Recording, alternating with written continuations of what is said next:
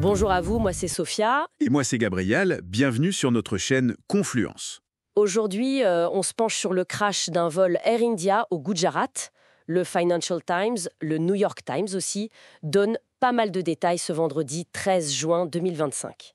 On va essayer de décortiquer un peu ça. Oui, l'idée c'est de voir ensemble les faits principaux, ce que disent ces articles, et puis les questions qui se posent tout de suite, et le contexte un peu plus large. D'accord, alors allons-y, les faits bruts d'abord. On parle du vol AI-179 d'Air India. C'est ça, un Boeing 787 Dreamliner. Il décolle d'Ahmedabad au Gujarat pour aller à Londres Gatwick et il s'écrase juste après le décollage ce jeudi. Le bilan est terrible. Vraiment, le FT parle de plus de 240 morts. Et le NYT, plus de 250. Bon, une légère différence. Oui, mais dans tous les cas, c'est la pire catastrophe aérienne depuis plus de 10 ans. Ce qui frappe tout de suite, c'est l'avion. Le New York Times dit qu'il était récent, livré en 2021. Tout à fait. Pas un vieil appareil, non. Donc ça pose question pour l'enquête, j'imagine. Ah oui, c'est un point important. L'enquête démarre à peine, mais on sait déjà que les enregistreurs de vol, les fameuses boîtes noires, ont été retrouvés. Ah, bonne nouvelle ça, enfin si on peut dire. Oui, c'est crucial.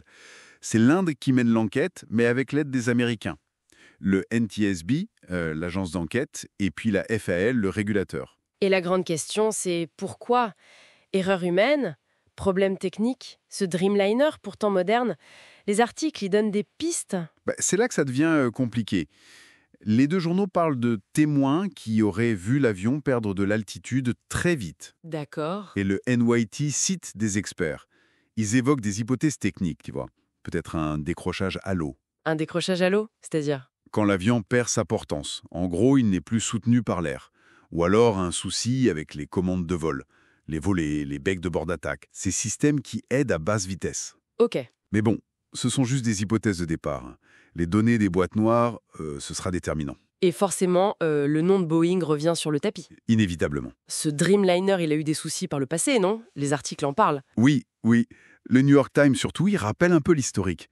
Les batteries au lithium-ion qui surchauffaient au début. Ah oui, je me souviens, toute la flotte clouée au sol. Exactement. Et puis, plus récemment, ces dernières années, des défauts de fabrication.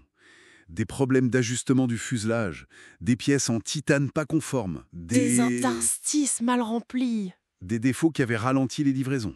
Et là, ce nouveau crash, ça tombe vraiment mal pour Boeing. Après les 737 MAX en 2018 et 2019, l'image est encore fragile. Tout à fait. Le contexte est lourd pour eux.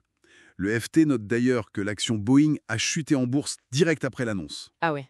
Donc oui, la pression remonte sur la direction, sur la culture de sécurité chez Boeing. Ce n'est pas juste un accident, ça s'inscrit dans une période difficile pour le constructeur. Mais il n'y a pas que Boeing dans l'équation sibayenne. Air India est aussi mentionné. Effectivement, la compagnie elle-même, elle est dans une phase particulière. Elle vient juste d'être privatisée. Gros objectif de relance, de modernisation. Et cette modernisation, ça passait par des grosses commandes d'avions neufs, y compris des Dreamliners, comme celui-là, d'après le NYT. Précisément. Et le FT rappelle aussi que, par le passé, l'historique de sécurité d'Air India n'a pas toujours été parfait, même si des efforts avaient été faits avant la privatisation. Donc cet accident, c'est un coup dur pour leur stratégie de renouveau, en plus du drame humain, bien sûr. C'est une immense tragédie humaine, avant tout. D'ailleurs, le Premier ministre indien Narendra Modi a exprimé sa peine. Il a qualifié ça de plus que déchirant, rapporte le FT. Donc si on essaie de résumer ce que disent le FT et le NYT, on a une situation vraiment complexe.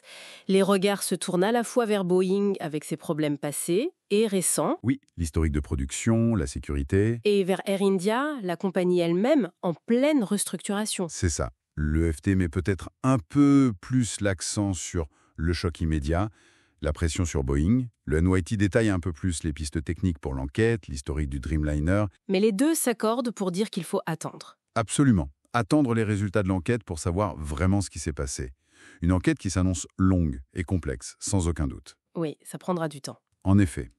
Et puis, au-delà des causes techniques précises qu'on finira par connaître, cet événement tragique pose forcément la question, encore une fois, de l'équilibre entre les impératifs économiques de l'aérien. La pression des coûts, la production. Voilà. Et l'exigence absolue de sécurité pour tout le monde, passagers et équipage. C'est une réflexion qui dépasse ce seul accident, en fait. Voilà pour notre exploration des premières informations sur ce drame. Les enquêtes sur les accidents aériens sont complexes et demandent du temps pour établir les causes exactes. Si cette analyse vous a intéressé, n'hésitez pas à aimer cette vidéo, à vous abonner à Confluence et à laisser un commentaire.